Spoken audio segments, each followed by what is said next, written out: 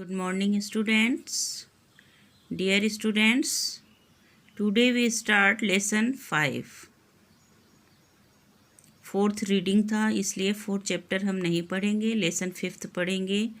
The clever weaver. Clever means चतुर और Weaver means जुलाहा, बुनकर. जो कपड़े बुनते हैं उसको हम बुनकर कहते हैं वीवर. द क्लेवर वीवर, चतुर बुनकर. इंटरेस्टिंग स्टोरी है, रीड करेंगे. Look. The poor but intelligent weaver easily solved the riddle which even the minister couldn't do.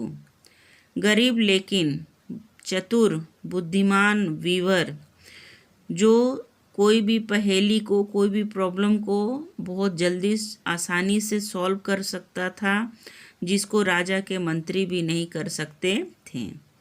The king was happy and wanted to reward him handsomely.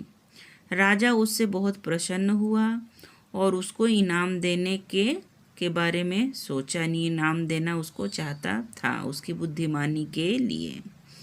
But what did the honest weaver take as reward.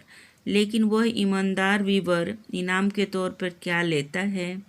Let's story and find out. आओ इस कहानी को पढ़ें और देखें.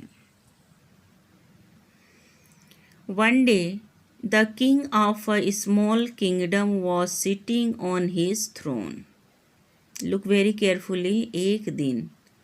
The king of a small kingdom. Kingdom means राज्य. एक छोटे से राज्य का राजा was sitting on his throne. Throne means सिंहासन. अपने सिंहासन पर बैठा हुआ था.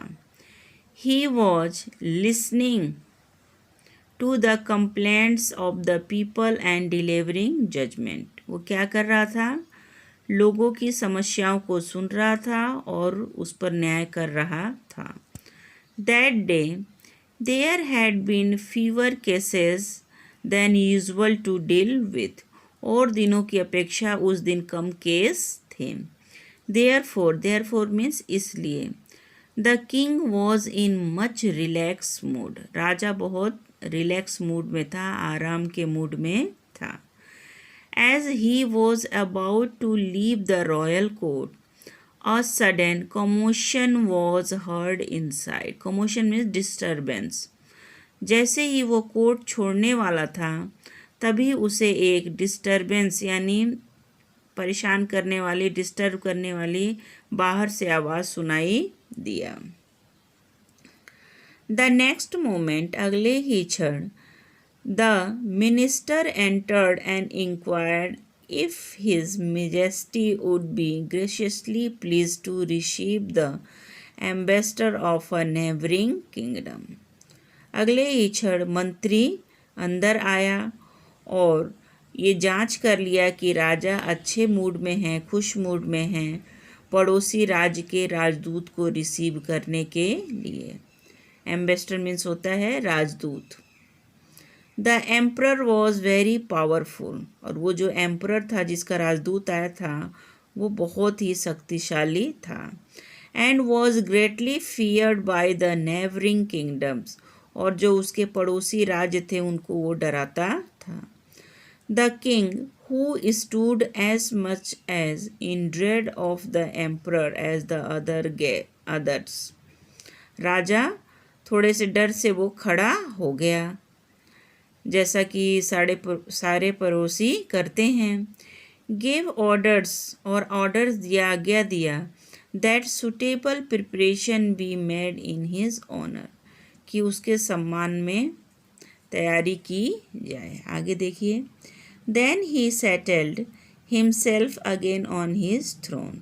और दोबारा वह पुनः अपने सिंहासन पर बैठ गया.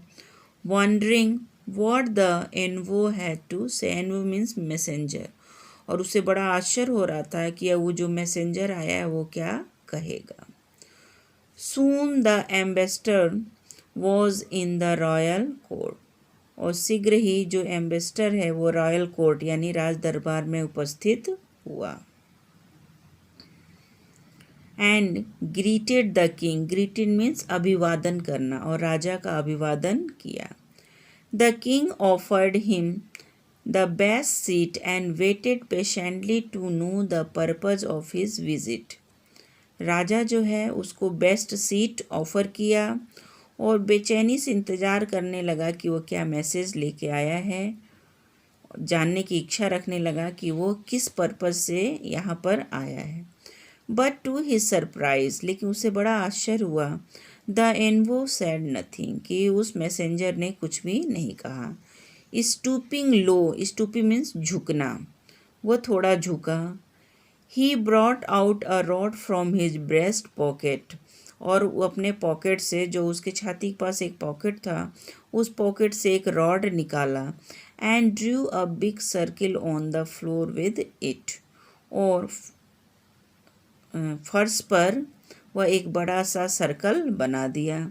Then he sit down on his seat, और तब वह अपने सीट पर बैठ गया। डियर स्टूडेंट्स, नेक्स्ट वीडियो में हम आगे का पढ़ेंगे। आप देख सकते हैं होमवर्क आपका यही है कि आप रीड करेंगे विद हिंदी। कोई प्रॉब्लम होगा तो पूछेंगे, पीछे वर्ड्स मीनिंग दिए हैं, आप रीड करेंगे। Okay, thank you and have a nice day.